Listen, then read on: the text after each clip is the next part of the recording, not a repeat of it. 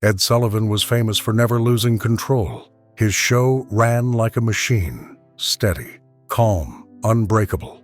But on one Sunday night, that perfect rhythm shattered, because as he looked toward the balcony, he recognized a face he thought was gone forever.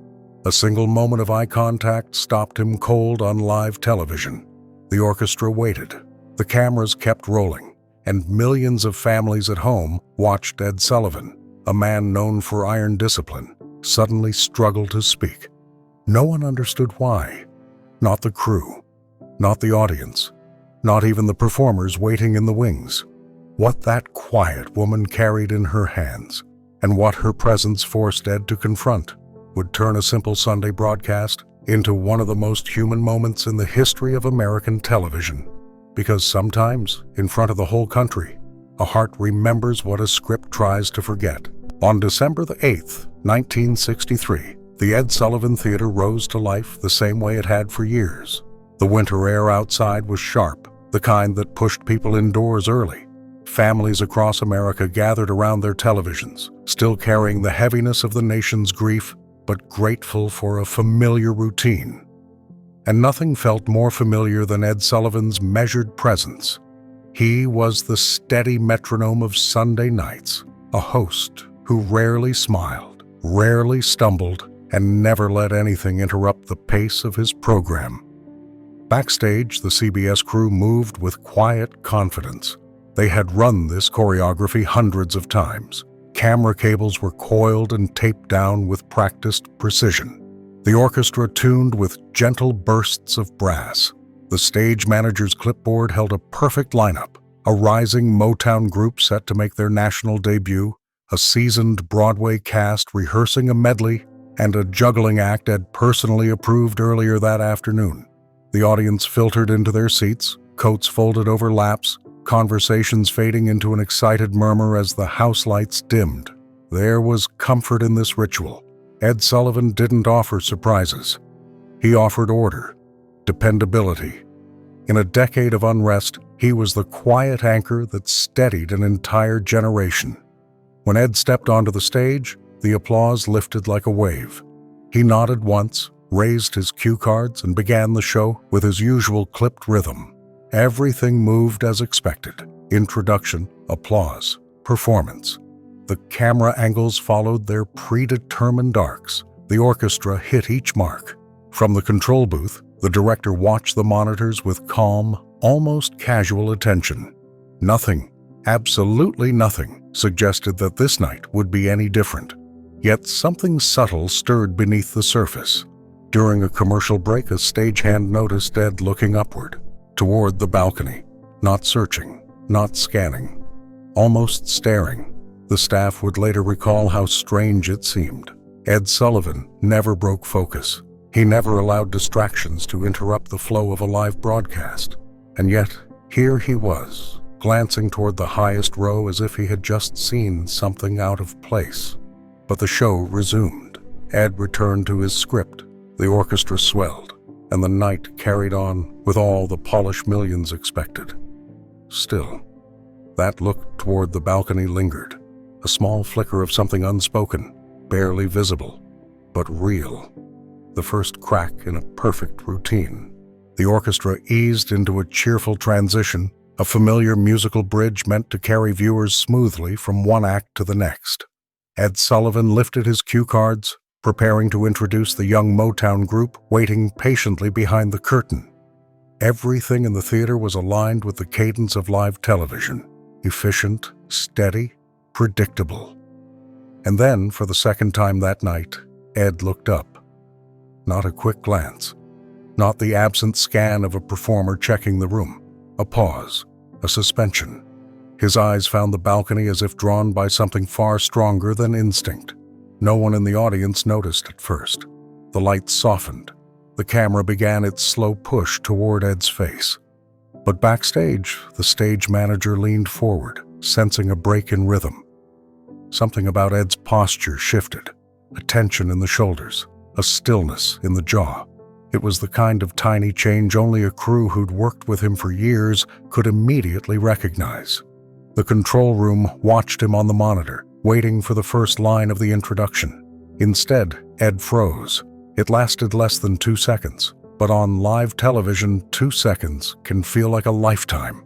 The orchestra, unsure, held its final note just a fraction longer. Someone in the booth muttered, "What's he doing?" Another answered, "He must be reading the wrong card." Then came the mistake, the slip that confirmed something was wrong. Ed began speaking, but the words didn't match the sequence. He read the introduction for the juggler instead of the singers. The orchestra stopped. A camera operator hesitated, unsure whether to follow the script or Ed's voice. The audience, confused, shifted in their seats. A ripple of unease spread through the theater. Ed Sullivan did not make mistakes like this. Not on live television. Not ever. He caught himself quickly clearing his throat and adjusting the cards as if correcting a minor oversight. But the tremor in his voice betrayed him. His gaze drifted upward again, slow, deliberate, almost fearful. And that was when the director saw it too. In the far corner of the balcony, just within the reach of the spotlight, sat a woman holding a small, worn violin case against her chest. Ed Sullivan stared at her as though he had seen a ghost. Something inside him shifted, something deeper than professionalism, deeper than habit. He lowered the cue cards. In that instant, he made a decision that would change the night forever. For a moment, no one breathed. The cameras waited, the orchestra stood silent, and the audience leaned forward as if sensing something they could not name. Ed Sullivan's eyes remained fixed on the balcony, on the small, fragile figure sitting in the far corner. A woman in her late 50s, maybe older, her silver hair gently pinned back, her posture humble but composed. In her lap, she held a violin case so worn the leather had turned soft and pale. The director whispered into his headset, "Who is she?" No one answered. No one knew. Ed lifted his gaze fully now, his expression breaking into something the crew had never seen on his face during a broadcast. Disbelief, mixed with recognition. When he finally spoke, his voice trembled slightly. "Ladies and gentlemen, forgive me. I need to address someone in our audience." The control room erupted in confusion. That's not in the script. Why is he stopping? What is he doing? But Ed didn't hear them. He took a hesitant step toward the front of the stage, squinting into the balcony lights. "Miss Kowodziej," he said softly, more to himself than to the crowd. "Is that really you?" A murmur swept through the theater. The name meant nothing to most people, not yet. But to Ed, it was a name pulled from a part of his life he rarely spoke about. A chapter written long before television fame, long before Sunday nights became a national ritual. Years earlier, back in 1947, he had met a young Polish violinist named Lena Kowodziej. She had been living in a displaced persons camp after the war, playing music for survivors who were trying to rebuild their lives. Ed, then a newspaper columnist, had covered her small orchestra. He arranged for her and several other musicians to perform on a charity radio broadcast to raise funds for refugees. It was one of his earliest acts of public compassion, a quiet gesture in a world still reeling from wartime loss. And then, like so many displaced people in those years, Lena disappeared into the vastness of post-war immigration. Records changed, addresses shifted. The world turned its attention elsewhere. Ed had heard rumors she died in 1949. Others said she had moved to South America. He never knew the truth. Until now. The woman in the balcony lowered her eyes and clutched the violin case a little tighter. She nodded once, a small, fragile confirmation. Ed Sullivan's face broke open with emotion. A hush swept across the theater, a silence so complete it seemed to wrap itself around every seat, every camera, every breath. Ed Sullivan stood at center stage, his eyes glistening, his cue cards hanging unused at his side. For the first time in years, he ignored the stopwatch-tight rhythm that defined his show. He ignored the producers, whispering frantically in his earpiece. He ignored the fact that millions were watching, waiting, expecting him to regain control. Instead, he looked up toward the balcony, not as a host, but as a man remembering a promise made in another lifetime. Slowly, he spoke again, his voice gentler than anyone had ever heard it on television. "Miss Kawojie, would you allow us the honor of hearing you play again?" A collective gasp rippled through the studio audience. The CBS crew froze. Performers waiting in the wings exchanged stunned glances. This had never happened before. Ed Sullivan had just stopped his own show. Lena Kawojie rose carefully from her seat, her hands trembling as they held the violin case. A stagehand hurried to the balcony steps to guide her down. Viewers at home would later say it felt as though the entire nation held its breath, watching her descend, step by slow step, toward a stage she had never expected to stand on again. When Lena reached the footlights, Ed took her hand, a rare gesture for him, gentle and steady. He led her to the center of the stage as the orchestra fell silent out of respect. She opened her worn case with a careful touch, lifting the violin as though greeting an old friend. There was no introduction, no explanation, no build-up. Lena raised the bow, and then the first note sounded. Kol Nidre, the same piece she had played in the displaced persons camp in 1947 when Ed first heard her, the same melody she used to bring comfort to people who had lost everything.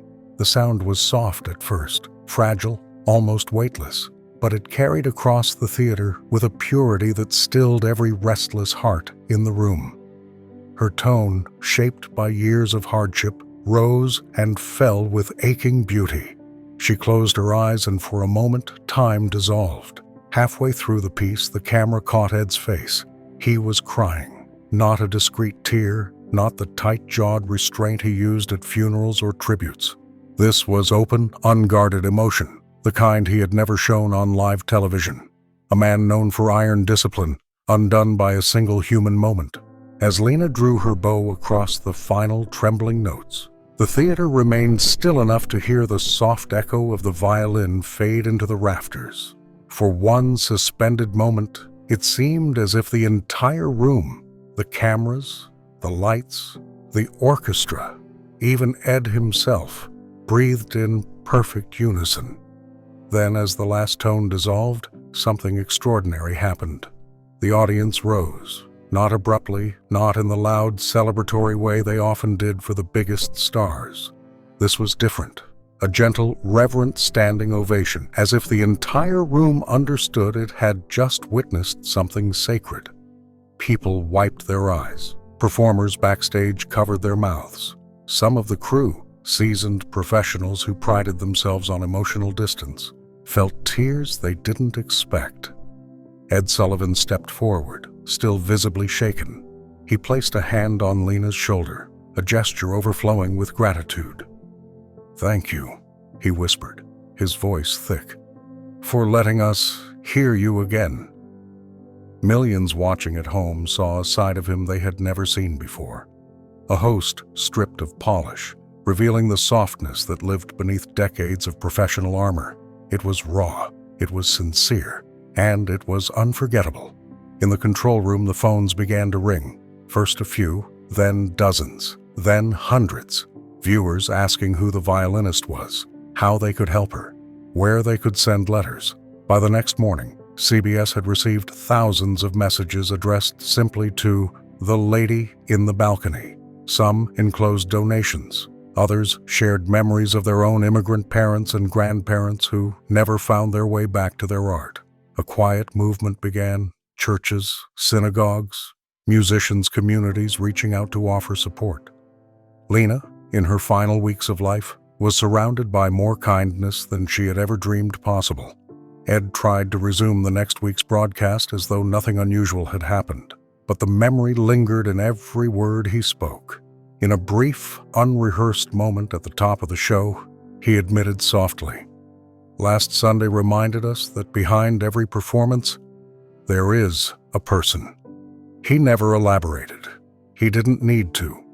The moment entered television history not because it was dramatic, or because it broke format, or because it revealed a hidden chapter of Ed's past. It became legendary because it showed the truth behind every bright stage and polished introduction. The most powerful moments are the ones that aren't planned. In a world built on scripts and timing, compassion is the last thing you expect to see. And when it appears, quietly, bravely, without warning, it becomes the moment no one ever forgets.